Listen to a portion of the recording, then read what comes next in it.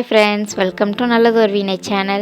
இந்த வீடியோவில் வெண்பூசணி கூட்டு எப்படி பண்ணுறதுன்னு பார்க்கலாம். அதுக்கு 1/2 கிலோ அளவுள்ள வெண்பூசணியை தோல் சீவி அதோட விதையெல்லாம் நீக்கிட்டு இந்த மாதிரி கட் பண்ணி வச்சுருக்கேன். இப்போது ஸ்டவ்வில் கடாய் வச்சு ஸ்டவ் ஆன் பண்ணிக்கலாம். கடாய் சூடானதும் அதில் 2 ஸ்பூன் எண்ணெய் சேர்த்துக்கலாம். எண்ணெய் சூடானதும் 1/2 ஸ்பூன் கடுகு உளுந்தம்பருப்பு சேர்த்து நல்லா பொரிய விடலாம். 5 போல் சின்ன வெங்காயத்தை குட்டி குட்டியாக கட் பண்ணி வச்சுருக்கேன், அதையும் சேர்த்துக்கலாம்.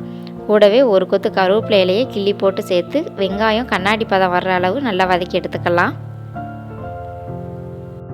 இப்போது நம்ம கட் பண்ணி வச்சுருக்கிற வெண்பூசணியை சேர்த்துக்கலாம். இதை தடியங்காயின்னு சொல்லுவாங்க. இந்த காயில் அவ்வளோ ஒரு சத்து இருக்குது. இந்த காய் கிடைச்சா அடிக்கடி உணவில் சேர்த்துக்கோங்க. இப்போது 1/2 ஸ்பூன் உப்பு, 1/4 ஸ்பூன் பெருங்காயத்தூள், 1/4 ஸ்பூன் மஞ்சள் தூள், 2 ஸ்பூன் பாசிப்பருப்பை 10 நிமிஷத்துக்கு முன்னாடியே தண்ணியில் நல்லா கழுவி ஊற வச்சுருக்கேன். அதையும் இதோடு சேர்த்து நல்லா மிக்ஸ் பண்ணி விட்டுக்கலாம்.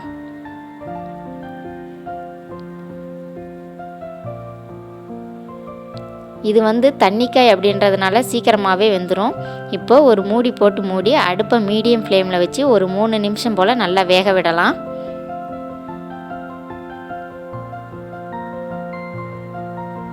இப்போது ஓப்பன் பண்ணி பார்க்கலாம். இப்போ ஒரு தடவை நல்லா மிக்ஸ் பண்ணி விட்டுக்கலாம்.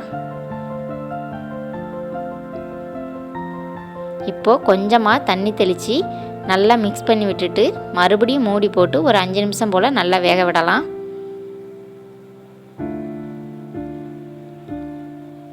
அதுக்குள்ளே இந்த கூட்டுக்கு தேவையான தேங்காய் அரைச்சிட்டு வந்துடலாம்.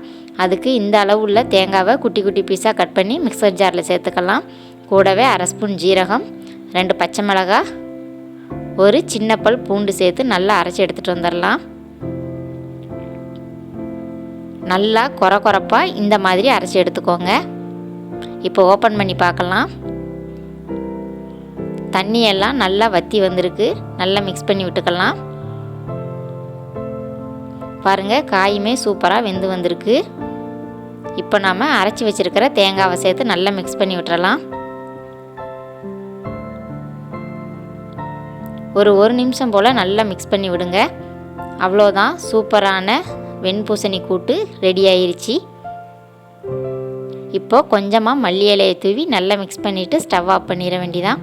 இதே மாதிரி நீங்களும் ட்ரை பண்ணி பாருங்கள். இந்த வீடியோ உங்களுக்கு பிடிச்சிருந்ததுன்னா நல்லதொரு வீணை சேனலுக்கு சப்ஸ்கிரைப் பண்ணுங்கள்.